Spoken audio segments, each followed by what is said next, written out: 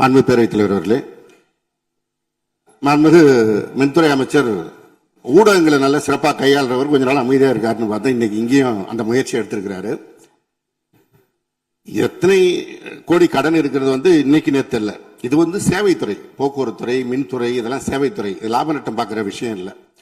கடன் இருந்தாலும் பொதுமக்களுக்கு மின்சாரம் சென்று சேர்கிறதுங்கிறது முக்கியமான பிரச்சனை.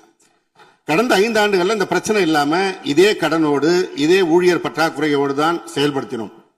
ஊழியர் பற்றாக்குறையை எப்படி சரி செய்வதுங்கிற பிரச்சனை எங்களுடைய ஆட்சி அமைந்த போது கொரோனா உச்சத்தில் இருந்தது, பொருளாதார நெருக்கடி இருந்தது. அதையெல்லாம் படிப்படியாக சீரமைத்து அப்பொழுதுதான் நம்முடைய முன்னாள் மின்துறை அமைச்சர் சகோதரர் செந்தில் பாலாஜி அவர்கள் சொன்னது போல 95,000க்கு மேற்பட்ட டிரான்ஸ்பார்மர்ஸ் அங்கங்க நிறுவி இருக்கும். அது எல்லாமும் போட்டோ எடுத்து அவர் எல்லாத்தையுமே ரெக்கார்ட் பண்ணி வச்சிருக்காரு. வேணா உங்களுக்கு அதெல்லாம் கொடுக்குறோம். சட்டமன்றத்திலும் எல்லோருக்கும் வழங்கப்பட்டது.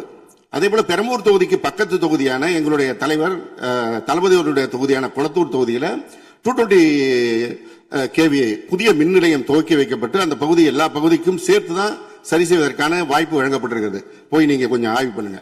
அடுத்தது ஃபியூஸ் கேரியர் திருடு போனதை சொன்னார். ஒரு சிறப்பான காட்சியை வெளியிட்டார். பகல் நேரத்தில் சிறப்பான வெயிலில் ஃபியூஸ் கேரியர் திருடப்படுகிறது. அப்ப திருடு போனது ராத்திரிக்கு தான் கரண்ட் ஆஃப் ஆகுது.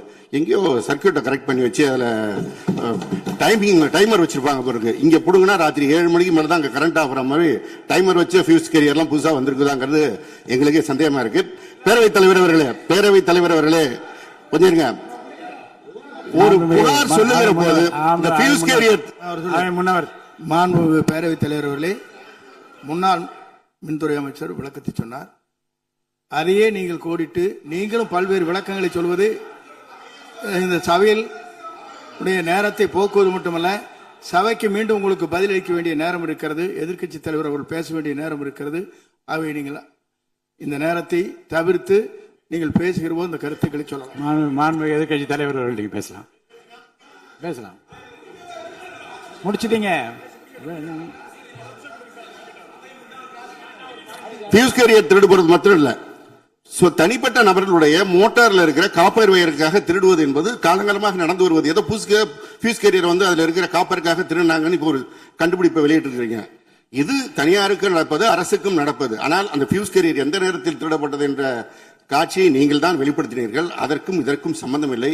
எனவே வெளியில பேசுற மாதிரியே சபையில் பேச வேண்டாம் என்பதை தயவு செய்து கேட்டுக்கொள்கிறேன்.